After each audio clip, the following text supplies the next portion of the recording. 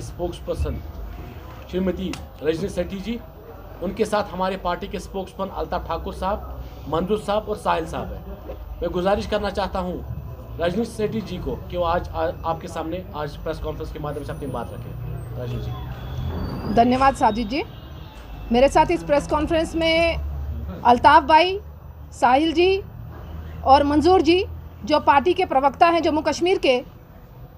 आज की press conference का मुख्य मुद्दा जो है वो यहाँ की एनसी सरकार और जो यहाँ पीडीपी ने जो बवाल मचा कर रखा है पूरे जम्मू कश्मीर में, उसके लिए आज हम लोगों को यहाँ पर आना पड़ा।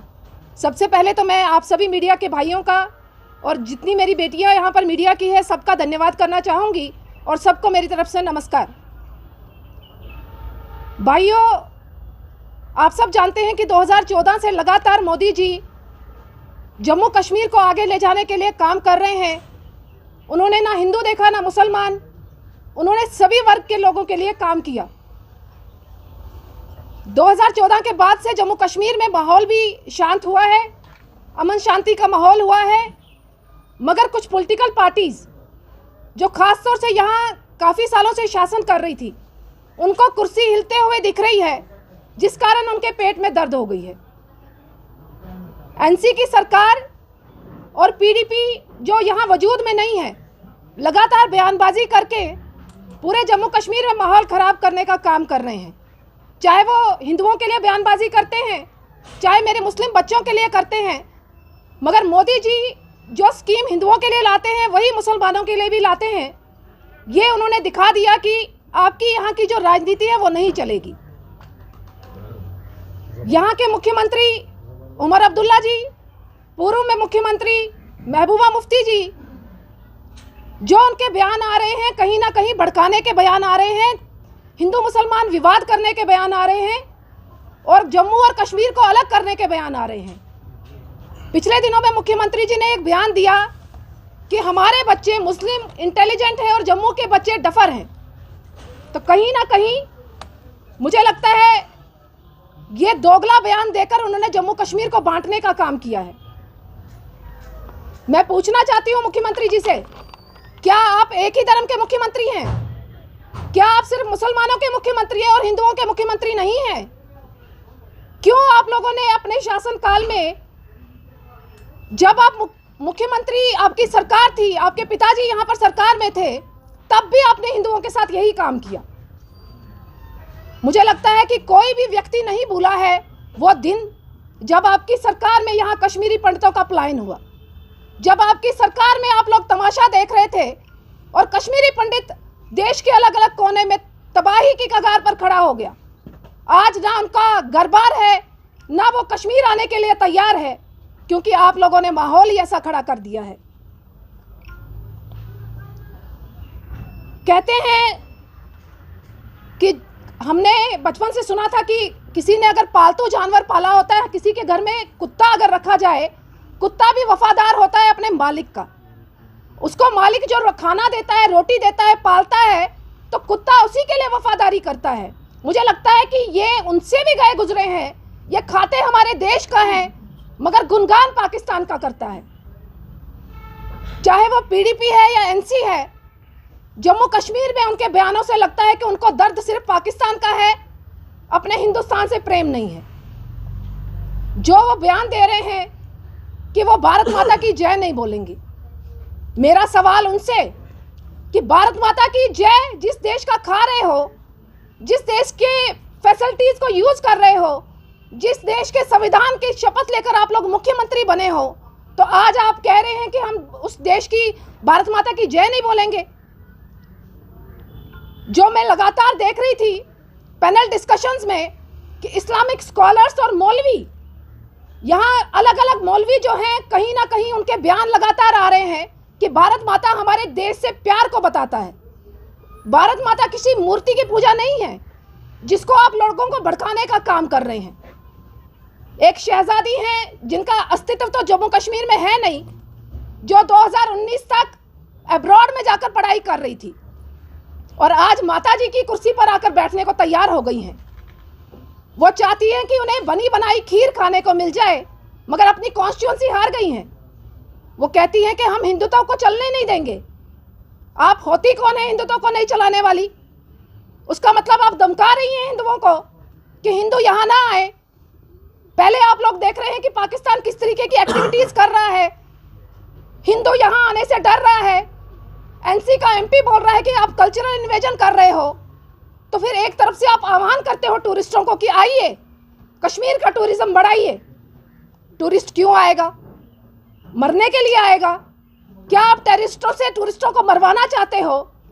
क्या आप हिंदुओं को डराना चाहते हो? मेरा सवाल आपसे है। आप सोच रही हैं कि भाई ये बयानबाजी करके आप जम्मू के लोगों को भड़काएंगी और यहाँ पर हिंसा फैलाएंगी। मुझे लगता है आप अपने मंसूबों में कामयाब नहीं होंगी।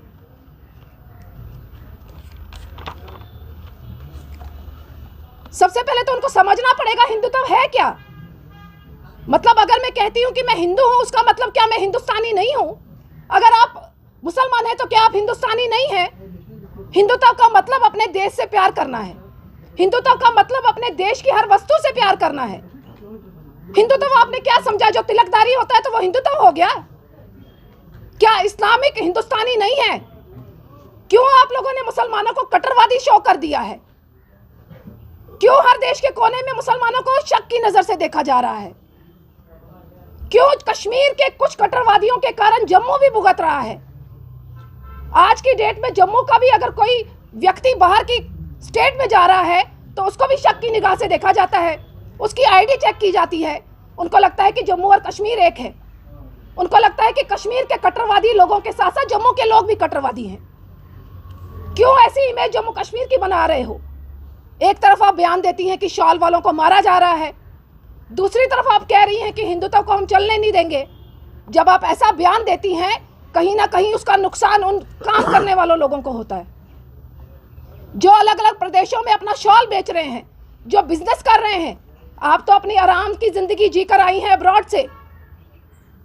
मुझे मुख्यमंत्री जी से सवाल करना है, आप घूमने के लिए बाहर चले जाते हैं, यहाँ पर हिंदू मुसलमान का विवाद चल रहा है, आपका एक भी टिप्पणी नहीं आ रही। आपने क्यों नहीं खंडन किया ऐसे बयानबाजी का कि ये हिंदुत्व बयान हम एक्सेप्ट नहीं करेंगे? क्यों आप चुप्पी साध लेते हैं हिंदुओं के नाम पर? भाजपा लगातार काम कर रही है जम्मू कश्मीर को कैसे आगे बढ़ाया जाए। मेरे भाजपा के कार्यकर्ता कश्मीर में इतने रिस्क में, मेरे प्रवक्ता जो हैं वो यहाँ पर काम कर रहे हैं, लगातार प्रेस कॉन्फ्रेंस कर रहे हैं ताकि लोग जागरूक हों। लोगों को समझना पड़ेगा, कश्मीर के मुसलमानों को समझना पड़ेगा कि आप सिर्फ मुसलमान नहीं हैं, आप मुसलमान के साथ साथ हिंदुस्तानी भी हैं। अगर पाकिस्तान के लोगों को उनके देश के खिलाफ कुछ बोला जाता है तो वो देश की फेवर में खड़े हो जाते हैं। क्यों आप लोग खड़े नहीं होते? क्यों आप इन पॉलिटिकल पार्टीज के इतने सरेंडर कर चुके हो कि इन पॉलिटिकल पार्टीज को ही खड़ा करते जा रहे हो? पीडीपी की बिटिया आज दावेदार हो गई है कॉन्स्टिट्यूंसी में, क्यों आप में से कोई कार्यकर्ता खड़ा नहीं हो रहा पीडीपी या एनसी की तरफ से? ये सिर्फ शहजादी का ही हक है कि चांदी का चम्मच लेकर वो पैदा हुई और वही यहाँ पर कॉन्स्टिट्यूंसी की एमएलए बन सकती है, आप क्यों नहीं? मैं इतना जरूर कहूंगी कि भाजपा में आम कार्यकर्ता को मौका मिलता है, मगर यहाँ की रीजनल पार्टीज ने जम्मू कश्मीर की छवि को खराब कर दिया है।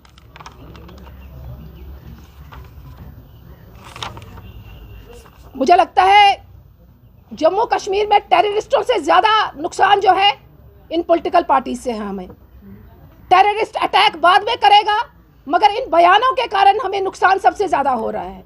आज कश्मीर बिल्कुल अलग हो चुका है। पूरे देश में कश्मीर की आवाम को शक की नजर से देखा जा रहा है। ये मैं नहीं कह रही, ये मीडिया के भाई भी कह रहे होंगे।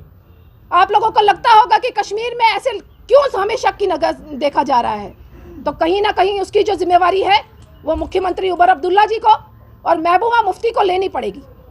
यहाँ पर भड़काने वाले बयानबाजी बंद करनी पड़ेगी। यहाँ हिंदुओं को भड़काने के लिए जो हिंदुत्व को आप कटाक्ष कर रहे हैं, कहीं ना कहीं बंद करना पड़ेगा। जिस दिन जम्मू जाग गया, जम्मू के लोग सड़कों पर आए, ना इल्तिजा जी सड़क पर दिखेंगी, ना मुख्यमंत्री जी सड़क पर दिखेंगे। इसको आप मेरी वार्निंग समझे या जम्मू की जनता की तरफ से एक आह्वान समझे कि सुधर जाइए, वरना जम्मू की जनता आपको सुधार देगी। कश्मीर की जनता, मुसलमान बनकर क्यों अपने आप को टिप्पणी के दायरे में खड़ा कर रही है? क्यों वो वोट बैंक के लिए सिर्फ इस्तेमाल हो रही है? क्यों वो सवाल नहीं कर रही?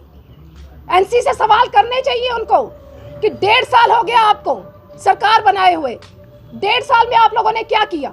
यहाँ मेन मुद्दा जो है इस समय ड्रग्स का मुद्दा है। कश्मीर में नशा 3 गुना बढ़ गया है। मुख्यमंत्री जी के मैनिफेस्टो में था कि वो वार फुटिंग पर ड्रग्स को रोकेंगे, क्यों उन्होंने कोई कदम नहीं उठाया? 1.5 साल से उन्होंने कश्मीर के रोजगार के लिए 1 लाख नौकरियों का वादा किया था, क्यों उन्होंने युवाओं को रोजगार नहीं दिया? मेरा सवाल इन सभी पार्टी से है और मेरा निवेदन आप कश्मीर की जनता से हाथ जोड़कर जाग जाइए। कश्मीर तबाह हो जाएगा इन लोगों के वोटों के कारण, इन लोगों की कुर्सियों के कारण, और आप लोगों के हाथ में कुछ नहीं रहेगा। मैं यहाँ से यहाँ के डीजी को, अपने होम मिनिस्टर सर को और भारत सरकार से निवेदन करना चाहूँगी, यहाँ जो भी एंटी नेशनल एक्टिविटीज़ हो रही हैं या बयानबाजी हो रही है इन पॉलिटिकल पार्टीज़ के द्वारा, इन पे कड़ी से कड़ी कार्रवाई हो, इनके खिलाफ FIR दर्ज हो और इनको सलाखों के पीछे रखा जाए, ताकि लोगों को एक मैसेज जाए कि ऐसी बयानबाजी करके हम हिंदू मुसलमान विवाद खड़ा नहीं कर सकते। आप सबका बहुत बहुत धन्यवाद। जय हिंद, जय भारत। रजनी जी, आपने अभी जो यहाँ पर तफसीली बयान दिया, उसमें लग रहा है कि कहीं ना कहीं आप जम्मू और कश्मीर को स्प्लिट करने जा रहे हैं। उसमें रिसेंटली MLA जो आपके श्यामलाल शर्मा है, उन्होंने भी कुछ इसी तरह का बयान दिया था कि जम्मू को अलग स्टेटहुड मिलनी चाहिए, तो उस पर आप क्या कहेंगे? देखिए, लगातार NC की सरकार में जम्मू के साथ भेदभाव हुआ है। ये मैं नहीं कह रही, ये जम्मू की जनता कह रही है, ये भाजपा नहीं कह रही, ये आम आवाम कह रही है। अभी सरकार बनने के बाद भी वो सिर्फ मुसलमानों की बात कर रहे हैं, जम्मू की जनता की बात नहीं कर रहे। मेरा मुसलमान भाई जम्मू में भी रहता है, उन्होंने हिंदुओं को नालायक बताया। उन्होंने कहा जो स्टूडेंट्स एग्जाम में क्लियर नहीं हुए, कहीं ना कहीं डफर स्टूडेंट्स थे। मेरा कहना यह है कि जम्मू की जनता दुखी है। अगर कहीं इनकी सरकारों में फंड आता था तो वो कश्मीर में मैक्सिमम चला जाता था, जम्मू में कम मिलता था। आप जम्मू जाइए, देखिए अपनी आंखों से, कश्मीर से निकलिए बाहर। जम्मू में टूरिज्म की प्लेसेस को बढ़ावा नहीं दिया गया इनकी सरकारों में। आज जम्मू की जनता सवाल कर रही है, हमें आपके साथ रह के फायदा क्या? ये जम्मू की जनता का इमोशनल फीलिंग है। भाजपा कभी नहीं चाहती कि जम्मू और कश्मीर अलग हो। हम कभी नहीं चाहेंगे कि जम्मू और कश्मीर अलग हो, क्योंकि हमने बहुत शहादतें दी हैं कश्मीर को पाने के लिए। कश्मीर में MLA नहीं दिया है। जी बिल्कुल, अपना उनका इंडिविजुअल स्टेटमेंट है, पार्टी की कोई स्टेटमेंट नहीं आई है, ये उनका पर्सनल स्टेटमेंट है। मगर पार्टी जो चाहती है, कश्मीर के लिए हमने एक विधान, एक निशान, एक प्रधान, वो हम लोगों ने शहादतें दी हैं।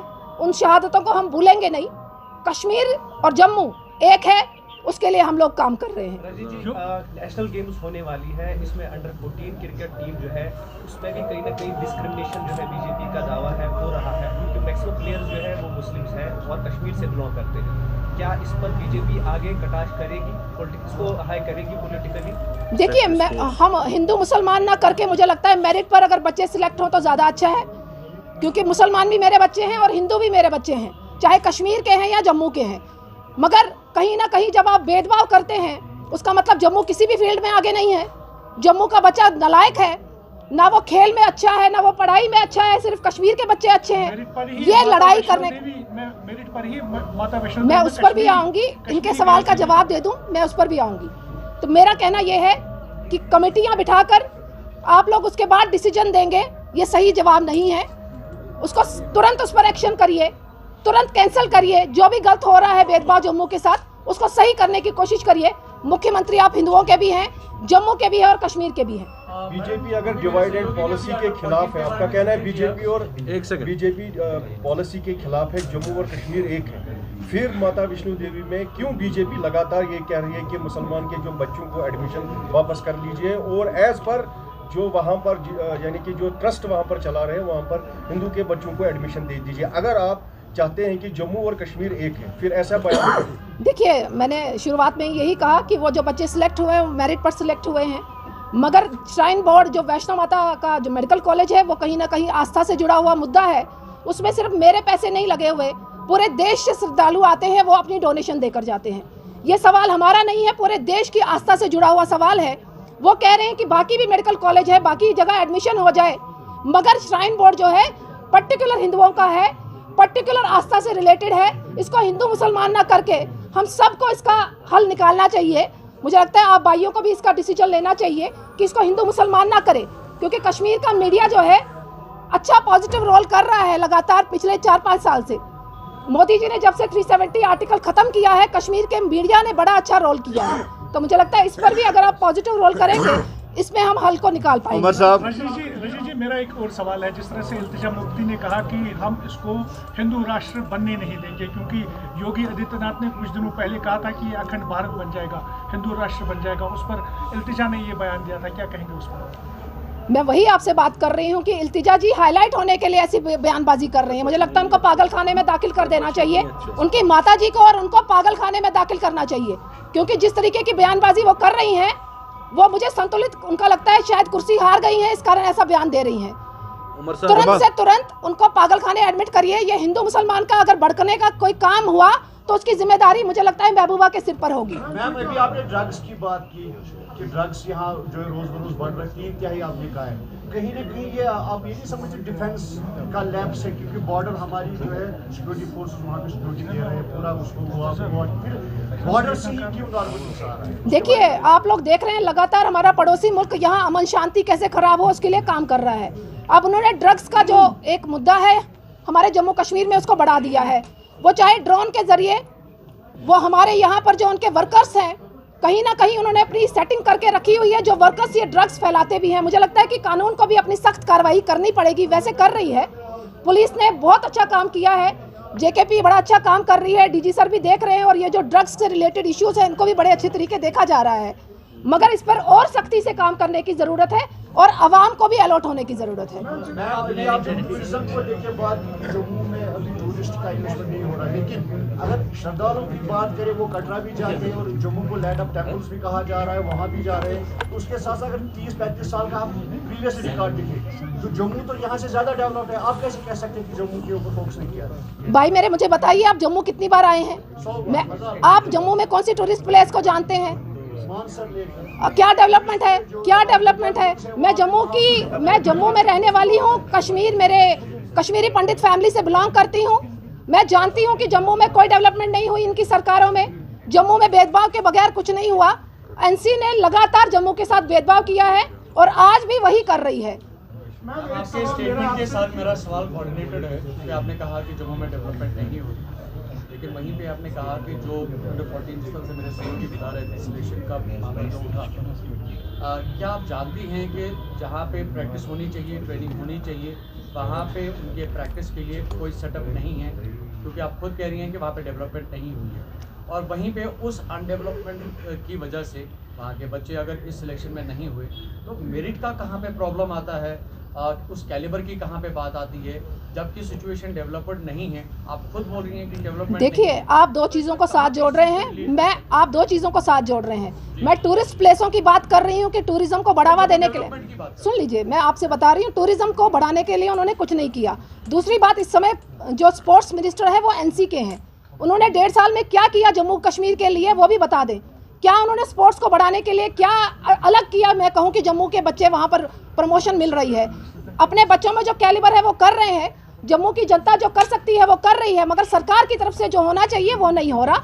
मेरा सवाल सरकार से। चलिए, बहुत शुक्रिया।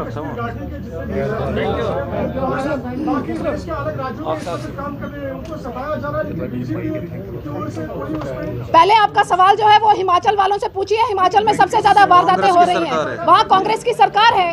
भाजपा ने लगातार, हमारे होम मिनिस्टर सर ने ऑर्डर जारी किया है कि ऐसी कोई घटना ना हो, मगर क्या आपने कभी ऐसी शॉपिंग का अनुभव किया है जहां सिर्फ खरीदारी करने से आपको बड़े बड़े तोहफे मिले? और ये कोई छोटे मोटे तोहफे नहीं, बल्कि कार, स्कूटी, फ्रिज, टीवी और स्मार्टफोन जैसे शानदार उपहार हों। अब सोच रहे होंगे कि ऐसा कहां संभव है? जवाब है एराकॉर्ड कंस्ट्रक्शन।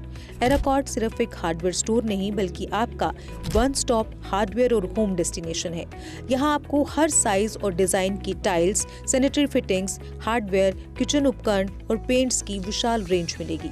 लेकिन एराकॉर्ड केवल प्रोडक्ट्स ही नहीं देता, बल्कि एक ऐसा शॉपिंग अनुभव देता है जो हर बार नया, रोमांचक और आकर्षक होता है। अपने सपनों के घर को सजाने के लिए बिना पैसे खर्च किए यहाँ मिलेगा 3D व्यू की फ्री सर्विस, और प्रीमियम होम अप्लायंसेस जैसे चिमनी, गैस चूल्हा, kitchen sink, fridge, AC, washing machine, सब कुछ बेहतरीन क्वालिटी और स्टाइल में। और इस बार एराकॉट लेकर आया है अपने लकी कस्टमर्स के लिए स्पेशल सरप्राइजेस, जिनमें एक Tata Tiago, 2 Activa scooties, 5 smartphones, LED TV, washing machine, fridge और लगेज बैग्स। तो देर किस बात की, आइए शॉपिंग करें, एक्सप्लोर करें और अपने सपनों के बड़े बड़े तोहफे जीतें सिर्फ एराकॉट कंस्ट्रक्शन में, जहां हर शॉपिंग होती है कमाल की और मिलती है फ्री डिलीवरी भी। जम्मू कश्मीर की खबरों के लिए जुड़े रहिए JK अपडेट के साथ।